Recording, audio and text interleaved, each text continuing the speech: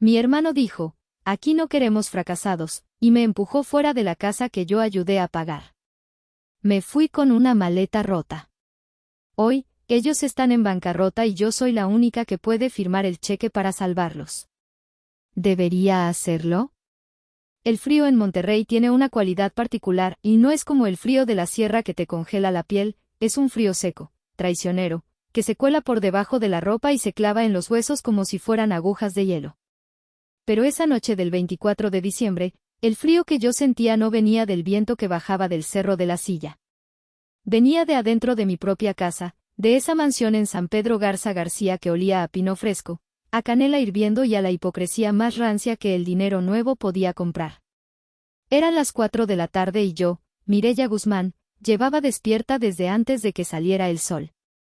Mis manos estaban rojas, hinchadas y agrietadas, la piel reseca por el contacto constante con el agua fría y el detergente industrial. Estaba sola en la cocina de la casa, un espacio inmenso de granito y acero inoxidable, rodeada de montañas de ollas, sartenes y bandejas de plata que tenía que pulir hasta que mi madre pudiera ver su reflejo perfecto en ellas y criticar si tenía una arruga nueva en el rostro.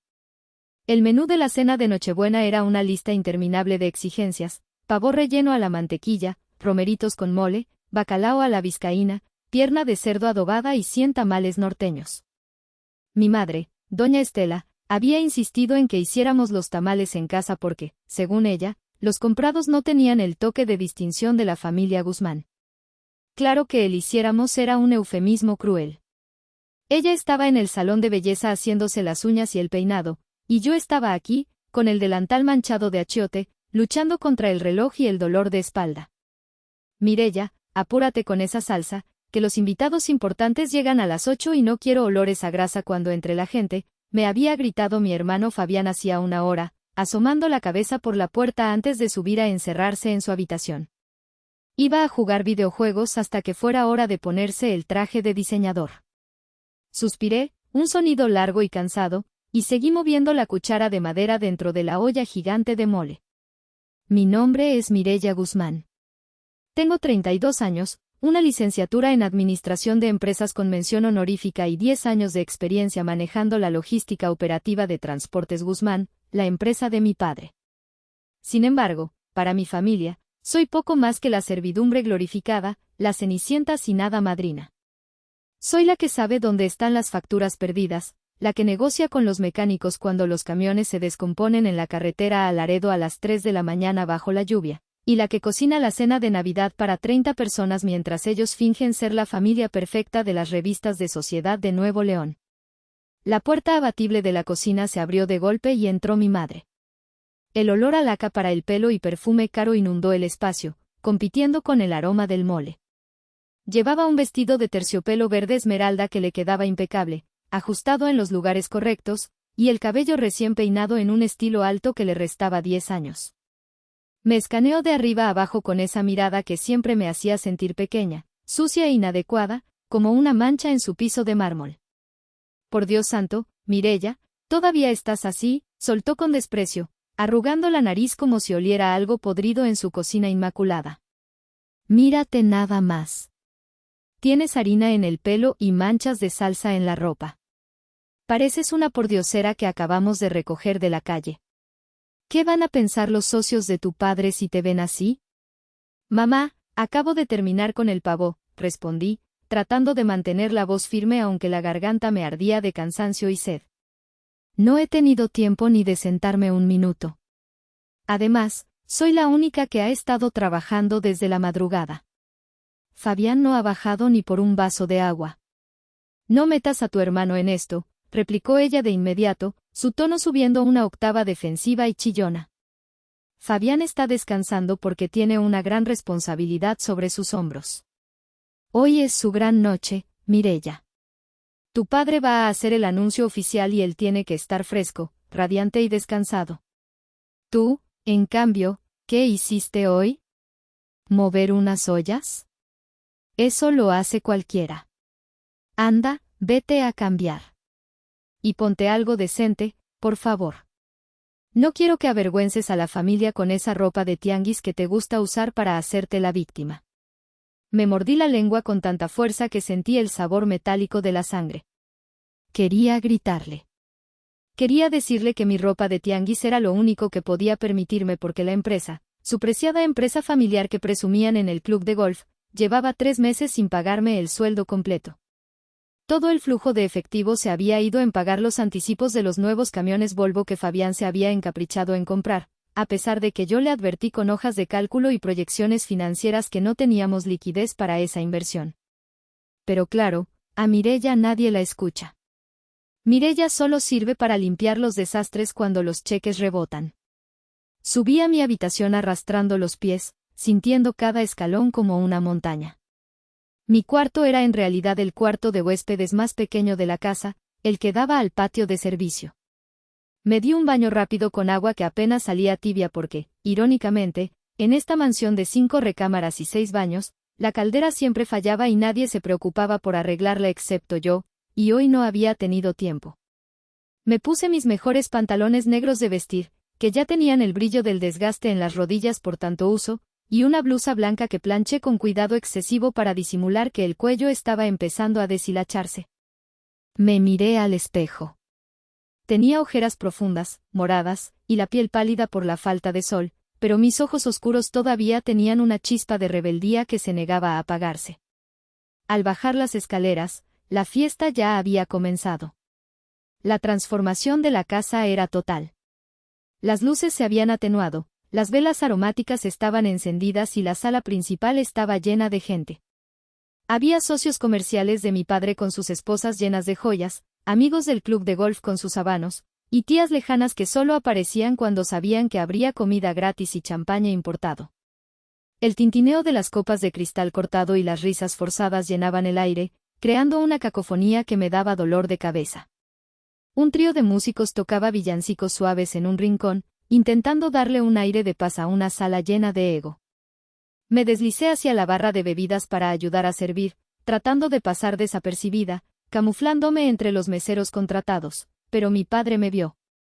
Don Gustavo Guzmán estaba en su elemento, parado frente a la chimenea apagada con un vaso de whisky en la mano y rodeado de aduladores que reían de sus chistes sin gracia. Mireya. Ven acá, muchacha, gritó con esa voz potente y rasposa que usaba para intimidar a los choferes en el patio de maniobras. Me acerqué, sintiendo las miradas de todos clavarse en mi espalda.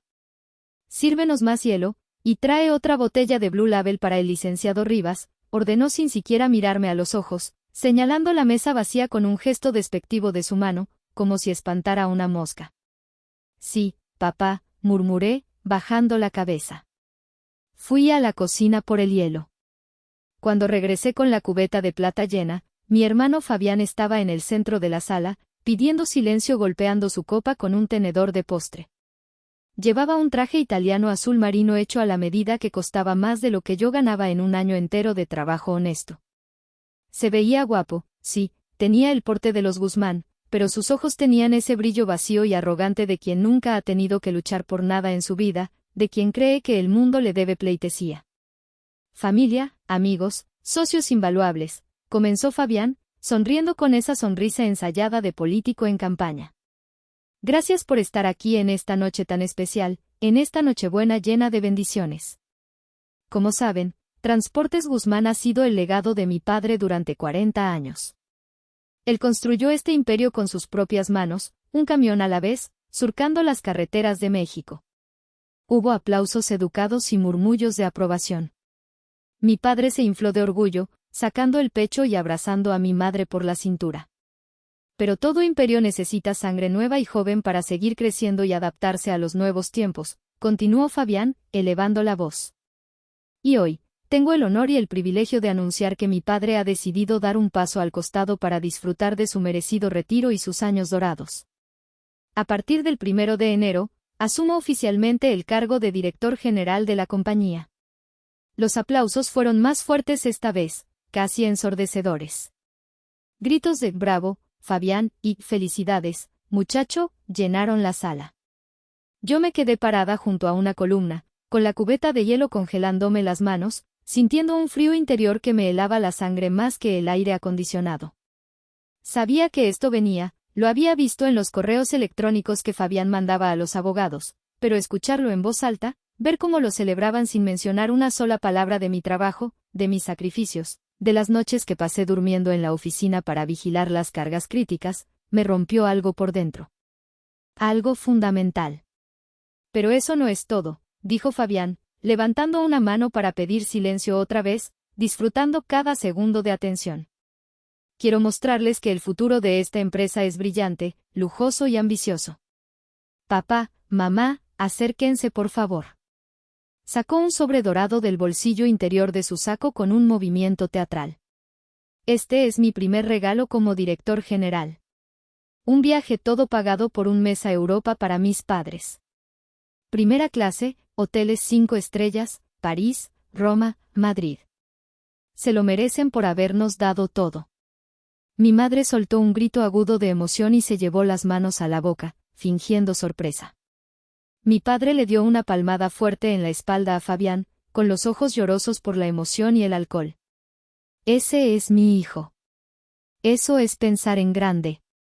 Esa es la visión que necesitamos, exclamó mi padre, alzando su copa. Yo dejé la cubeta de hielo sobre una mesa auxiliar con un golpe seco. El sonido del metal contra la madera hizo que algunas cabezas se giraran hacia mí. Caminé hacia el centro de la sala. No lo planeé. No fue una decisión consciente. Mis piernas simplemente se movieron solas, impulsadas por una furia volcánica que llevaba años acumulándose en mi pecho, alimentada por cada desprecio, cada olvido y cada injusticia. ¿Europa?, pregunté. Mi voz salió tranquila, extrañamente calmada, pero tenía un filo peligroso que cortó el ambiente festivo como un cuchillo afilado. ¿Con qué dinero, Fabián? Fabián se volvió hacia mí, su sonrisa vacilando por un segundo antes de endurecerse en una mueca de fastidio. Mireya, no empieces. No es el momento ni el lugar, siseó entre dientes, tratando de mantener la compostura frente a los invitados. Pregunté con qué dinero, repetí, más fuerte esta vez, asegurándome de que hasta los meseros en la cocina me escucharan. Las cuentas de la empresa están en números rojos, Fabián. Le debemos 300,000 pesos a los proveedores de diésel y nos han cortado el crédito. No hemos pagado la nómina de los choferes de la última quincena y amenazan con huelga. Y a mí me deben 3 meses de sueldo. ¿De dónde sacaste para un viaje a Europa en primera clase? ¿De los fondos de reserva para el mantenimiento de los frenos? ¿Vamos a mandar a los choferes a la carretera en ataúdes con ruedas? Un silencio sepulcral cayó sobre la sala. La música se detuvo. Los invitados intercambiaban miradas incómodas, algunos daban pasos atrás. Mi padre se puso rojo de ira, un rojo oscuro y peligroso, con las venas de su cuello sobresaliendo como cuerdas tensas. «Cállate, Mireya», rugió mi padre, avanzando hacia mí. «¿Cómo te atreves a humillar a tu hermano en su noche? ¿Estás borracha o estás loca? Pide disculpas ahora mismo». «No estoy borracha, papá». «Estoy harta», dije, sacando de mi bolsillo el celular y abriendo la aplicación del banco con dedos temblorosos. Aquí está el saldo en tiempo real. Míralo. Estamos sobregirados. Si Fabián paga ese viaje con la tarjeta corporativa, la próxima semana no tendremos para combustible. Los camiones se van a parar a medio camino. La carga se va a echar a perder. Fabián se acercó a mí, invadiendo mi espacio personal, su aliento oliendo a whisky caro, tratando de intimidarme como hacía cuando éramos niños y me rompía mis juguetes. «Eres una envidiosa», me escupió en la cara, bajando la voz para que solo yo lo oyera. «Siempre has tenido celos de mí porque yo tengo la visión, el carisma, y tú solo eres una contadora glorificada y aburrida. Eres una amargada que no soporta ver a otros triunfar. Por eso estás sola, Mireya. Por eso nadie te quiere. Por eso ningún hombre se te acerca». Mi madre se unió al ataque, acercándose con pasos rápidos, sus ojos brillando con malicia. «Eres una malagradecida», chilló ella, señalándome con su dedo índice perfectamente manicurado. «Después de todo lo que hemos hecho por ti, te damos techo, te damos comida, ¿Te damos trabajo en la empresa familiar cuando nadie más te contrataría, y así nos pagas? ¿Arruinando la Navidad con tus mentiras y tus celos enfermizos? ¿Trabajo? Solté una risa amarga que me rasgó la garganta. Mamá, yo manejo la empresa. Fabián ni siquiera sabe cuánto cuesta un litro de aceite ni cómo se llena una guía de embarque. Yo soy la que ha mantenido este barco a flote mientras ustedes juegan a ser millonarios en el club. Yo soy la que negocia con el sindicato. Yo soy la empresa. Suficiente, gritó mi padre. Agarró una copa de la mesa más cercana y la lanzó contra el suelo. El cristal estalló en 1000 pedazos, los fragmentos brillando en la alfombra persa. Estás despedida.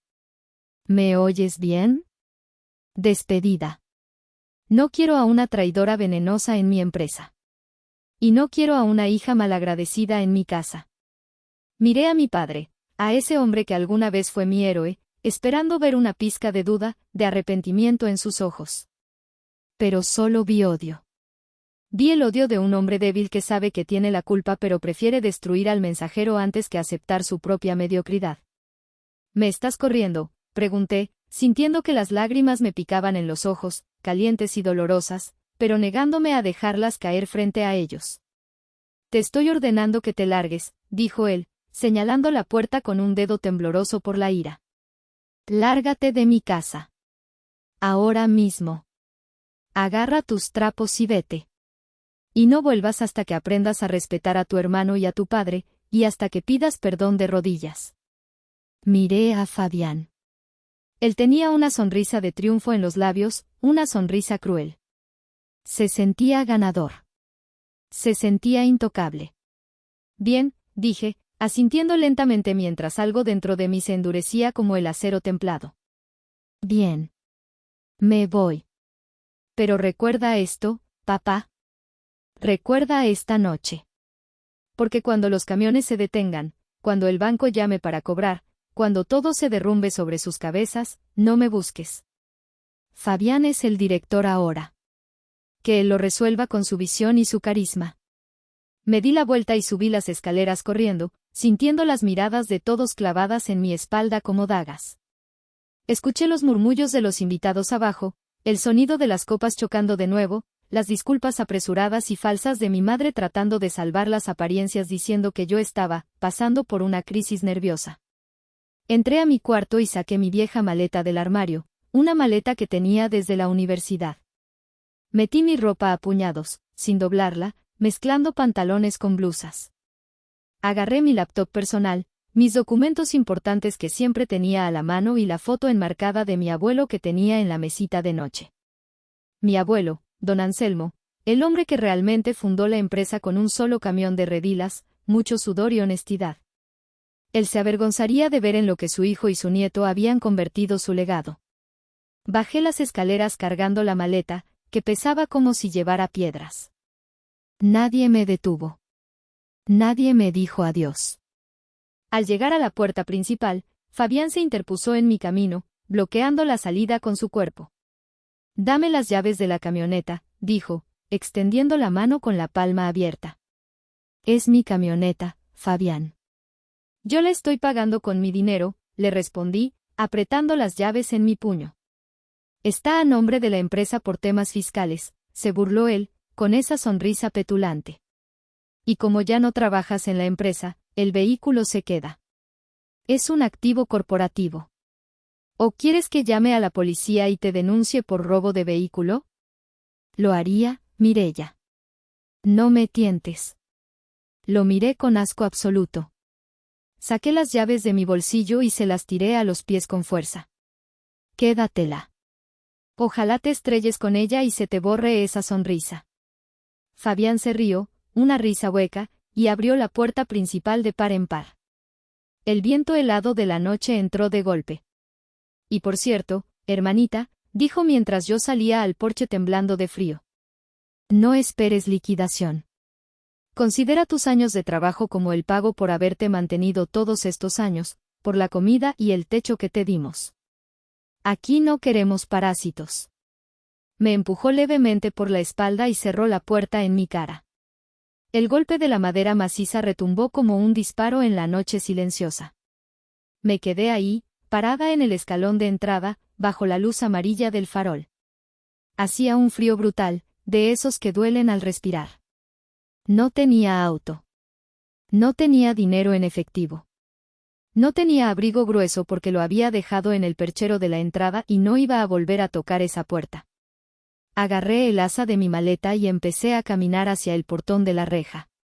Al bajar el bordillo de la acera para cruzar la calle, la maleta golpeó contra el cemento desnivelado y escuché un crujido seco, definitivo. Miré hacia abajo. Una de las ruedas de plástico se había partido por la mitad. Maldije en voz baja, una maldición que se perdió en el viento, y tiré de ella. La maleta ya no rodaba suavemente, se arrastraba pesadamente, raspando contra el asfalto con un ritmo doloroso, crack, crack, crack. Ese sonido se me grabó en el alma. Era el sonido de mi vida rompiéndose en pedazos. Caminé. Caminé durante horas sin rumbo fijo, solo alejándome de allí. Las calles de San Pedro estaban desiertas, iluminadas por las luces navideñas parpadeantes de las casas que costaban millones de dólares. Veía a través de las ventanas sin cortinas a familias cenando, riendo, abriendo regalos, brindando. Yo caminaba sola, con los pies entumecidos dentro de mis zapatos de vestir, el viento cortándome la cara y el corazón hecho un puño de hielo. No tenía a dónde ir, excepto a un lugar. Un lugar del que mi padre renegaba y prohibía mencionar. Crucé la ciudad, alejándome de la opulencia de San Pedro y entrando en las zonas industriales de Santa Catarina. El paisaje cambió drásticamente. Las mansiones de cantera dieron paso a bodegas de lámina, fábricas humeantes y talleres mecánicos con perros ladrando en las azoteas. El olor a pino y chimenea fue reemplazado por el olor penetrante a diésel quemado, aceite y polvo. Mis pies sangraban dentro de los zapatos cuando llegué frente a una cortina de acero despintada, llena de grafitis, con un letrero apenas legible iluminado por una lámpara parpadeante, Taller Mecánico El Gato. Golpeé la cortina con el puño cerrado, una y otra vez, hasta que mis nudillos dolieron y la piel se raspó. Tío. Tío Salvador, grité, con la voz quebrada y ronca. Ábreme, por favor. El silencio se prolongó unos segundos eternos. Luego, escuché el ruido de cadenas y cerrojos. La cortina se levantó lentamente con un chirrido metálico ensordecedor que rompió la quietud de la madrugada. Apareció mi tío Salvador. Llevaba un overol azul manchado de grasa negra, tenía el pelo canoso revuelto y sostenía una llave inglesa enorme como si fuera un arma defensiva. Al verme, su expresión pasó de la cautela defensiva a la sorpresa absoluta y luego a la compasión más profunda. —¿Mireya? —preguntó, bajando la llave lentamente. —¿Qué haces aquí, mija? Son las 3 de la mañana. ¿Qué te pasó? Me echaron, tío, sollocé, y mis piernas finalmente cedieron bajo el peso del cansancio y la tristeza. Caí de rodillas en el concreto sucio y frío del taller. Me corrieron. Me quitaron todo. Me llamaron ladrona. Salvador soltó la herramienta, que cayó con estrépito, y corrió hacia mí. Me levantó con sus brazos fuertes, brazos que habían reparado motores y transmisiones toda su vida. Entra rápido, hace un frío del demonio, dijo, arrastrando mi maleta rota hacia adentro con una mano mientras me sostenía con la otra. El taller era un caos de piezas de motor desarmadas, llantas de tráiler apiladas hasta el techo y herramientas esparcidas, pero en el fondo había un cuartito pequeño, su oficina y vivienda. Tenía un catre, una parrilla eléctrica, una televisión vieja con antena de conejo y un calentador de gas que zumbaba reconfortantemente. Salvador me sentó en una silla de plástico, me quitó los zapatos y me puso una cobija áspera de lana sobre los hombros. Luego, me sirvió un plato de menudo caliente que tenía en la parrilla, humeante y oloroso a orégano y chile. Come, mi hija. Esto te va a revivir el alma. Mientras comía con manos temblorosas, le conté todo. Le conté sobre el viaje a Europa, las deudas ocultas, los insultos de mi madre, la crueldad de Fabián, la maleta rota. Salvador escuchaba en silencio, sentado en un banco de madera, apretando la mandíbula hasta que los músculos de su cara se tensaron. Sus ojos oscuros estaban llenos de una furia contenida. Salvador era el hermano menor de mi padre, pero mi padre lo había desheredado y humillado hacía años porque Salvador se negó a usar corbata, prefirió ser mecánico y casarse con una mujer humilde que ya había fallecido. Mi padre lo llamaba la oveja negra, el fracasado. Yo lo llamaba el único hombre honesto y decente que quedaba en la familia Guzmán. Ese Gustavo es un imbécil, masculló Salvador cuando terminé, escupiendo al suelo con desprecio. Siempre lo fue. Se cree un rey porque heredó el negocio, pero sin ti, esa empresa es un cascarón vacío. Y Fabián, ese muchacho no sirve ni para inflar una llanta de bicicleta. Es un parásito con traje. ¿Qué voy a hacer, tío?, pregunté, limpiándome las lágrimas con el dorso de la mano. No tengo nada. Tengo 300 pesos en la cartera y esta maleta rota. No tengo casa, no tengo trabajo, no tengo auto. Salvador me miró fijamente. Se levantó, fue a una caja de herramientas vieja y oxidada, y sacó una libreta grasienta de espiral y un teléfono celular de los antiguos, de esos que parecen ladrillos indestructibles. Tienes lo más importante, Mireya, dijo, poniendo las cosas sobre la mesa con firmeza. Tienes el conocimiento. Tienes los contactos. Los choferes te respetan a ti, no a ellos. Los mecánicos te respetan. Saben que tú eras la que resolvía los problemas, la que pagaba las horas extra, la que mandaba dinero cuando se enfermaban, mientras tu padre y tu hermano jugaban al golf y bebían whisky. ¿Y eso de qué me sirve si no tengo camiones?, pregunté, sintiéndome derrotada. No necesitas camiones propios para mover carga, dijo él, sonriendo con una picardía que me recordó a mi abuelo. Necesitas ser el cerebro. Conviértete en broker, en intermediaria. Tú consigues la carga con los clientes que confían en ti, tú consigues al chofer independiente, y te llevas tu comisión por conectar los puntos. Yo conozco a medio mundo aquí en Santa Catarina. Hay docenas de hombres camión, choferes veteranos que tienen su propia unidad, su propio tractocamión, pero no saben conseguir clientes corporativos ni llenar facturas. Tú tienes los clientes en tu cabeza. Úsalos. Esa noche dormí en el catre del taller, envuelta en cobijas que olían a motor y tabaco. El ruido del viento golpeando la lámina del techo me arrulló. Por primera vez en años, dormí tranquila. No tenía que preocuparme por si el pavo estaba seco o si mi madre estaba de mal humor. Solo tenía que preocuparme por sobrevivir, y eso, curiosamente, me dio paz. A la mañana siguiente, 25 de diciembre, mientras el resto del mundo dormía la resaca navideña o recalentaba la cena, yo me instalé en una esquina del taller. Mi oficina era una mesa plegable de plástico blanco con quemaduras de cigarro y una silla coja que mi tío arregló con cinta adhesiva. Conecté mi laptop a la red Wi-Fi prestada del vecino y abrí mi tesoro más valioso, mi base de datos mental. No me había robado la lista de clientes físicos de la empresa, no necesitaba hacerlo. Yo conocía los números de memoria. Había hablado con esos gerentes de logística todos los días durante 10 años, conocía los nombres de sus esposas, las fechas de cumpleaños de sus hijos. Empecé a llamar. Uno por uno. Ingeniero Martínez, buenos días. ¿Habla Mireya Guzmán? Sí, feliz Navidad para usted también. Mire, le llamo para informarle que ya no estoy en Transportes Guzmán. Hubo una reestructuración familiar. Ahora estoy operando de manera independiente. Si necesita mover carga urgente para fin de año, tengo disponibilidad inmediata, trato directo y tarifas competitivas. Las primeras llamadas fueron desalentadoras. Muchos no me contestaron. Otros, al saber que ya no tenía el respaldo de la infraestructura de mi padre, me colgaron amablemente o me dieron largas. Fabián se había adelantado, el muy cobarde. Había mandado correos masivos diciendo que yo había sido despedida por conducta inapropiada y posible fraude, advirtiendo a los clientes que no confiaran en mí. Mi corazón se hundía con cada rechazo, pero miraba a mi tío Salvador trabajando bajo un camión, silbando, y encontraba fuerzas para marcar el siguiente número. Sabía que Fabián cometería un error. Era cuestión de tiempo.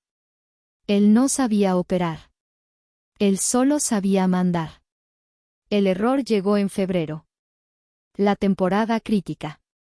El Super Bowl. La fiebre del oro verde. Millones de toneladas de aguacate michoacano tenían que cruzar la frontera hacia Estados Unidos en cuestión de días para llegar a las mesas de los aficionados al fútbol americano. Los camiones refrigerados eran escasos, la demanda era brutal y los tiempos de entrega eran sagrados. Mi teléfono sonó a las 2 de la tarde de un martes. Era el número del ingeniero Cárdenas, de Agroexportaciones del Norte, uno de los clientes más grandes, exigentes y antiguos de mi padre. Mireya, gritó en cuanto contesté, y se notaba el pánico puro en su voz. Tu hermano es un inútil. Un incompetente. Me dejó tiradas 2 cargas en Matehuala. Dice que los camiones se calentaron y los choferes lo abandonaron. Tengo 40 toneladas de aguacateas de exportación madurando al sol en medio de la nada. Si no cruzan la frontera en 24 horas, pierdo $80,000 y mi contrato con los supermercados gringos. Ayúdame, por favor. Cerré los ojos y respiré hondo, sintiendo la adrenalina correr por mis venas. Este era mi momento. La grieta en el muro. Ingeniero, puedo ayudarle. Tengo la capacidad. Pero mis condiciones han cambiado. Ya no soy empleada. Lo que sea. Solo saca esa carga de ahí y ponla en McAllen. Quiero el pago por adelantado. 100% de la tarifa. Y mi tarifa es el doble de la estándar por ser rescate de emergencia y logística de alto riesgo. Hecho. Mándame la cuenta bancaria ahora mismo. Colgué y miré a mi tío Salvador, que estaba limpiando un carburador. Tío, ¿el compadre Beto ya arregló el sistema de enfriamiento de su termo?, le grité, poniéndome de pie de un salto.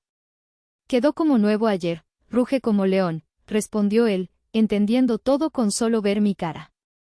Llamé a Beto, un chofer independiente veterano que mi padre había despedido injustamente años atrás por viejo. Beto, tengo una carga urgente. Aguacate. Paga doble, contado y en efectivo al terminar. Pero tienes que salir ya, volar bajo. Ámonos, jefa. En 10 minutos estoy prendiendo el motor. En 2 horas, tenía 2 camiones independientes, conducidos por hombres de confianza, en camino a Matehuala. Pasé las siguientes 36 horas sin dormir, pegada al teléfono y al monitor del GPS, bebiendo café negro del taller. Coordiné el transbordo de la mercancía al borde de la carretera en tiempo récord, gestionando a las cuadrillas de carga. Soborné legalmente a quien tuve que sobornar para agilizar los trámites en la carretera. Conseguí los permisos de cruce que Fabián había olvidado renovar. Cuando los camiones cruzaron el puente Colombia hacia Texas a las 5 de la mañana del día siguiente, justo a tiempo, sentí una euforia que nunca había sentido. No era solo dinero. Era poder. Era la confirmación de que yo era buena en esto, de que mi valor no dependía de mi apellido, sino de mi capacidad. A las 9 de la mañana, mi celular vibró. Una notificación del banco. Transferencia recibida. Mi comisión por ese solo viaje de rescate fue de $10,000. 200,000 pesos. Más de lo que mi padre me pagaba en 6 meses de esclavitud y humillaciones. Ese fue el nacimiento de Logística M. Los siguientes 3 años pasaron en un borrón de trabajo frenético y crecimiento exponencial. Me mudé del rincón del taller a una oficina pequeña con aire acondicionado, y luego, al año, a un piso corporativo completo en una torre de San Pedro. Comencé a comprar mis propios camiones, unidades nuevas y modernas. Contraté a los mejores choferes, a los que mi padre había despreciado y maltratado, y les pagué sueldos justos, seguro médico y bonos por desempeño. Creé una cultura de lealtad. Mi reputación creció como la espuma en el norte de México. Si querías que tu carga llegara segura y a tiempo, llamabas a Mireya. Si querías excusas baratas y problemas, llamabas a los Guzmán. Mientras yo subía, construyendo mi imperio ladrillo a ladrillo, mi familia caía en picada, desmoronándose como un castillo de naipes. Contraté a un investigador privado para mantenerlos vigilados. No por obsesión enfermiza, sino por estrategia de negocios. Los reportes llegaban cada mes a mi escritorio de caoba. Eran patéticos. Fabián había chocado el Mercedes a los 2 meses en una borrachera. Había intentado invertir en criptomonedas siguiendo consejos de Internet y perdió el fondo de maniobra de la empresa. Los clientes huían de Transportes Guzmán como ratas de un barco que se hunde. Los camiones se descomponían por falta de mantenimiento preventivo y quedaban abandonados en las carreteras. Y luego, llegó la joya de la corona, la noticia que había estado esperando. La casa. Mis padres habían dejado de pagar la hipoteca hacía 2 años, confiando arrogantemente en que el banco no se atrevería a embargar a una familia tan prestigiosa y conocida en sociedad. Se equivocaron. El banco inició el juicio hipotecario. Pero en lugar de dejar que la casa fuera a subasta pública donde cualquiera podría comprarla, yo intervine desde las sombras. Creé una sociedad anónima llamada Inversiones Fénix, un nombre poético para mi renacimiento. A través de mis abogados, contacté al banco y compré la cartera vencida. Compré la deuda de mis padres. Compré su hipoteca. Compré su techo. Ellos no lo sabían. Seguían viviendo allí, recibiendo notificaciones legales que ignoraban o tiraban a la basura, sin saber que su hija, la fracasada, la desterrada, era ahora su casera y dueña de su destino. Llegó diciembre del 3er año. La situación de Transportes Guzmán era terminal. Tenían deudas millonarias con el fisco por impuestos no pagados, deudas con proveedores de refacciones y demandas laborales de choferes despedidos sin liquidación. Estaban al borde de la cárcel por fraude fiscal. Necesitaban un milagro de Navidad. Y el milagro apareció en forma del licenciado Montemayor, mi abogado de confianza, un hombre con cara de bulldog, traje impecable y una habilidad negociadora letal. Él se acercó a Fabián con una oferta que parecía caída del cielo. Un grupo de inversionistas anónimos estaba interesado en comprar la empresa, absorber todas las deudas y pasivos, evitando así que la familia Guzmán enfrentara cargos penales y el escándalo público. Fabián aceptó de inmediato, desesperado, sin leer la letra pequeña. La firma del contrato se programó para el 24 de diciembre. La ironía era deliciosa. El día de la firma, me vestí con un cuidado ceremonial. No me puse ropa de tianguis. Me puse un traje sastre blanco de diseñador italiano, hecho a la medida, que costaba más que el viaje a Europa que nunca hicieron. Me puse unos tacones de aguja negros que me daban altura y poder, y un reloj Cartier de oro en la muñeca. Me miré al espejo. Ya no era la chica pálida, ojerosa y sumisa. Era una mujer de negocios, fuerte, implacable, dueña de sí misma. Subí a mi camioneta blindada, con mi chofer al volante. Condujimos hasta las viejas oficinas de Transportes Guzmán. Al llegar, el edificio se veía triste, como un animal moribundo. La pintura estaba descascarada, el letrero tenía letras fundidas que nadie había cambiado. El estacionamiento estaba vacío, salvo por el auto viejo de mi padre. El licenciado Montemayor me esperaba en la entrada, revisando su reloj. «Están todos en la sala de juntas, señora Guzmán», dijo él con seriedad. «Están nerviosos. Creen que el inversor es un grupo extranjero». «Perfecto», dije, ajustándome el saco. «Vamos a conocerlos». Caminé por los pasillos que conocía de memoria, donde había jugado de niña y trabajado de adulta. El alfombrado estaba sucio y desgastado. El aire olía a humedad, a polvo y a abandono. Llegué a la puerta doble de la sala de juntas, esa puerta que tantas veces había estado cerrada para mí. Escuché voces adentro. «Mamá, no te preocupes», decía Fabián, con esa voz que intentaba sonar segura pero temblaba. «Con el dinero que nos den, aunque sea poco, podremos empezar otro negocio. Algo más moderno, consultoría tal vez. Los camiones ya pasaron de moda, es un negocio sucio». «Ay, hijo, ojalá tengas razón», decía mi madre, su voz sonaba frágil. «Solo quiero que esta pesadilla termine para poder celebrar la Navidad en paz y sin miedo a que toquen la puerta para cobrarnos». Respiré hondo, llenando mis pulmones. Empujé las puertas con ambas manos. Se abrieron de par en par, golpeando contra las paredes con un estruendo. Entré caminando despacio. El sonido de mis tacones resonaba en el silencio repentino de la sala. Clac, clac, clac. Cada paso era una declaración. Fabián, mi padre y mi madre estaban sentados alrededor de la mesa ovalada de caoba, ahora rayada y sin brillo. Al verme, se quedaron petrificados. Mi madre se llevó una mano al pecho como si le fuera a dar un infarto. Fabián abrió la boca como un pez fuera del agua, sus ojos desorbitados. Mireya, balbuceó mi padre, entrecerrando los ojos como si no me reconociera. ¿Qué haces aquí? ¿Viniste a pedir trabajo? ¿Te enteraste de qué vendimos? Llegué a la cabecera de la mesa, el lugar que siempre ocupaba mi padre, el lugar del patriarca. Dejé mi bolso de cuero de diseñador sobre la mesa con un movimiento suave pero autoritario. No, papá, dije, con una sonrisa fría que no llegaba a mis ojos, una sonrisa que había practicado frente al espejo. No vengo a pedir trabajo. Vengo a aceptar su rendición. ¿De qué hablas?, preguntó Fabián, poniéndose de pie de un salto, su cara pasando del asombro a la ira roja. Esta es una reunión privada con inversionistas internacionales.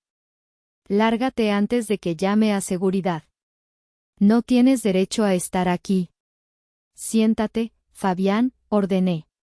Mi voz no fue un grito, fue un latigazo seco. Y no tienes seguridad. Los despediste la semana pasada porque no tenías para pagarles la quincena. El licenciado Montemayor entró detrás de mí, cerró las puertas y se paró a mi lado como un guardián. Señores Guzmán, permítanme presentarles a la propietaria única de Inversiones Fénix y CEO de Logística M, la empresa líder en transporte del norte. La señora Mireya Guzmán. Ella es la inversionista que va a comprar su empresa. El color desapareció de la cara de mi madre, dejándola grisácea. Parecía que iba a desmayarse ahí mismo. Mi padre se desplomó en su silla, mirándome como si viera a un fantasma o a un monstruo. Tú, susurró mi padre, con la voz rota. ¿Tú eres la dueña de Logística M? ¿La empresa que nos quitó todos los clientes? ¿La que nos destruyó? Yo no les quité nada, respondí, caminando lentamente alrededor de la mesa como un tiburón rodeando a su presa herida. Ustedes los perdieron. Los perdieron por arrogancia, por incompetencia y por creer que el apellido Guzmán era suficiente para hacer negocios en el siglo XXI. Los clientes se fueron porque querían eficiencia, honestidad y resultados, y yo se las di. Yo les di lo que ustedes prometían y no cumplían. Esto es una trampa, dijo Fabián, sudando a mares, aflojándose la corbata. No puedes hacer esto. Eres nuestra hermana. Somos sangre. Hermana, solté una carcajada seca y sin humor. Hace 3 años, en esta misma fecha, en esta misma hora, me dijiste que aquí no querían parásitos. Me echaste a la calle a las 3 de la mañana con una maleta rota y sin abrigo. Me llamaste fracasada frente a todos. Bueno, Fabián, aquí estoy. La fracasada está a punto de comprar tu fracaso. La parásito viene a alimentar al huésped. Saqué una carpeta azul de mi bolso y la abrí sobre la mesa con calma deliberada. Aquí están los términos de la negociación, dije. Comencé a deslizar los documentos hacia ellos, uno por uno, disfrutando el momento. Documento 1. La auditoría forense completa de Transportes Guzmán. Fabián, eres un ladrón estúpido y descuidado. Desviaste 2,5 millones de pesos a cuentas personales y casinos en línea. Tengo las pruebas, los estados de cuenta, las transferencias IP. Esto es suficiente para enviarte a la cárcel por 5 años mínimo por administración fraudulenta. Fabián empezó a llorar. Lágrimas de verdad, de miedo puro, de terror infantil. Mireya, por favor, no me hagas esto, soy tu hermano mayor, fue un error.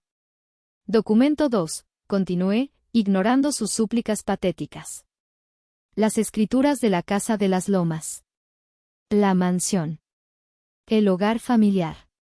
El banco la remató hace 6 meses por falta de pago. Adivinen quién la compró. Yo. Han estado viviendo en mi casa, gratis, por medio año. Yo he pagado la luz, el agua y el predial que ustedes ignoraron. No, gritó mi madre, llevándose las manos a la cabeza. Mi casa no. Es mi hogar.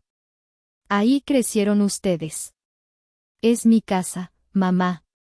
Tengo el título de propiedad aquí mismo, notariado y registrado. Me incliné sobre la mesa, apoyando las manos en la madera pulida, mirando a mi padre a los ojos. Él, que siempre fue un gigante intimidante en mi infancia, ahora se veía pequeño, viejo, encogido y derrotado. Entonces, esta es la oferta, dije, mi voz resonando en la sala. Tienen 2 opciones y tienen 5 minutos para decidir. Opción A, no firman. Me levanto y me voy. Dejo que el banco y el fisco los devoren. Mañana los desalojo de la casa con la fuerza pública y entrego estas pruebas de fraude a la fiscalía. Fabián pasa la Navidad en una celda preventiva y ustedes en la calle. Hubo sollozos ahogados de mi madre. Mi padre temblaba incontrolablemente. Opción B, seguí. Firman el traspaso total de la empresa a mi nombre por la cantidad simbólica de $1. Yo absorbo todas las deudas, liquido a los empleados conforme a la ley y evito que vayan a la cárcel.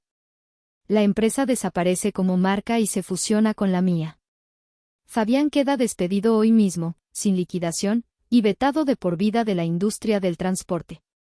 Si intenta acercarse a uno de mis camiones, lo demando. ¿Y la casa?, preguntó mi madre con un hilo de voz, aferrándose a lo único que le importaba, su estatus. La casa, suspiré, fingiendo pensarlo. Pueden quedarse en la casa. No los voy a echar a la calle como hicieron conmigo. Pero la propiedad sigue siendo mía. Nunca volverá a ser suya. Y les voy a dar una mensualidad para que vivan. Una pensión humanitaria. ¿Cuánto?, preguntó mi padre, con un destello de esperanza avariciosa en los ojos. 6,000 pesos al mes, dije, soltando la cifra como una bomba. ¿Qué?, exclamó mi madre, indignada, recuperando por un segundo su altanería. Eso es una burla. Es un insulto. No alcanza para nada. Solo la luz cuesta más que eso. No podemos vivir con eso. 6,000 pesos es exactamente lo que ustedes me pagaban a mí, dije, endureciendo la voz hasta que fue piedra. Es lo que yo ganaba por trabajar 14 horas diarias, llevar la contabilidad, limpiar sus desastres, cocinar sus cenas y aguantar sus insultos. Si yo pude vivir con eso, pagando mi propia gasolina y comida, ustedes también podrán. Aprendan a apagar las luces. Aprendan a cocinar. Aprendan a limpiar su propia mugre. Aprendan a vivir como la gente normal a la que tanto desprecian. Pero Mireya, intentó protestar Fabián. Firma o llamo a la policía ahora mismo, grité, golpeando la mesa con el puño. El silencio fue absoluto. Mi padre tomó la pluma con mano temblorosa. Me miró una última vez, buscando piedad, pero no la encontró. Firmó el contrato. Luego se lo pasó a mi madre, que firmó llorando, y finalmente a Fabián, que firmó con la cabeza gacha. Cuando terminaron, el licenciado Montemayor recogió los papeles y los guardó en su portafolio. Felicidades, señora Guzmán. La adquisición está completa. Todo está en orden. Me enderecé y tomé mi bolso. Sentí un peso enorme levantarse de mis hombros. Bien. Fabián, tienes 10 minutos para sacar tus cosas personales de la oficina. Seguridad te escoltará a la salida. Y cuando digo seguridad, me refiero a los nuevos guardias que contraté, exmilitares que no te tienen ningún aprecio ni paciencia. Me di la vuelta para salir. Mis tacones volvieron a sonar, pero ahora sonaban a victoria. Mireya, dijo mi madre, su voz temblorosa deteniéndome. Hija, es Navidad. No. ¿No quieres venir a cenar a la casa? Ay, pavo, podemos empezar de nuevo. Ya que nos vas a ayudar, podemos ser una familia otra vez. Me detuve en el umbral. Miré hacia atrás, a esa familia rota, unida solo por el interés, el miedo y la incapacidad de sobrevivir solos. Recordé el frío de hace 3 años. recordé la soledad de esa caminata con la maleta rota. Pero también recordé la calidez del taller de mi tío, el sabor del menudo caliente y la lealtad incondicional. No, gracias, dije, y por primera vez, fui sincera. Ya tengo familia con quien cenar. Una familia de verdad. Salí del edificio y el aire frío de la noche me golpeó la cara. Pero esta vez no me dolió. Se sentía limpio. Se sentía como libertad pura. Subí a mi camioneta y le dije al chofer, vamos al taller del tío Salvador, rápido. Llegué al taller. Ya no era el lugar sucio y precario de antes. Con mis ganancias, había ayudado a mi tío a remodelarlo, a comprar equipo nuevo. Ahora era un centro de servicio moderno, pero él seguía prefiriendo hacer las fiestas en el patio trasero, sobre la tierra, alrededor de un barril con fuego. Ahí estaban todos. Tío Salvador, mis choferes de confianza, los mecánicos, sus esposas y sus hijos corriendo. Había música norteña sonando en una bocina, había carne asada en el asador, había cervezas en hieleras y risas genuinas que subían al cielo. Cuando bajé de la camioneta, todos aplaudieron y chiflaron. Tío Salvador se acercó, se limpió las manos en un trapo y me abrazó fuerte, un abrazo de oso que me recompuso el alma. ¿Lo hiciste, mi hija?, me preguntó al oído. Lo hice, tío. Se acabó. La empresa es nuestra. La casa es mía. ¿Y cómo te sientes?, preguntó, mirándome a los ojos. Me siento ligera, respondí, sonriendo entre lágrimas. Me senté en una silla plegable, acepté un taco de carne asada con salsa picante y una cerveza fría. Miré las estrellas sobre el cielo de Monterrey. A lo lejos, en las colinas de San Pedro, mis padres y mi hermano estarían cenando en silencio, digiriendo su derrota, aprendiendo a vivir con 6,000 pesos, apagando las luces para ahorrar. Tal vez fui dura. Tal vez fui vengativa. Muchos dirán que soy una mala hija por humillar a mis padres así, por someterlos. Pero mientras mordía mi taco y escuchaba las risas de mi verdadera familia, supe que no había sido venganza. Había sido justicia. Equilibrio. Y por primera vez en mi vida, la Navidad no se sentía fría. Se sentía cálida. Se sentía mía. Hoy, 6 meses después, sigo enviándoles la mensualidad puntualmente, ni un día antes, ni un día después. Mi madre me manda mensajes a veces, pidiendo un extra para medicinas o caprichos, tratando de manipularme. Ayer me pidió dinero para unas vitaminas caras importadas. Le contesté con una foto. Una foto de una receta médica antigua, arrugada, de hace 5 años, de cuando tuve una infección severa en el riñón y ella se negó a darme dinero para antibióticos porque no había liquidez. Le escribí abajo, aquí tienes, mamá. Para que recuerdes que la salud es primero y que el dinero hay que cuidarlo. No me contestó. Mi maleta rota sigue guardada en mi closet, en la parte más alta, como un trofeo de guerra. Me recuerda de dónde vengo, me recuerda el sonido de mi vida rompiéndose y, lo más importante, me recuerda que yo misma me reparé, que yo misma pegué los pedazos y que nunca, jamás, debo dejar que nadie me trate como si no valiera nada.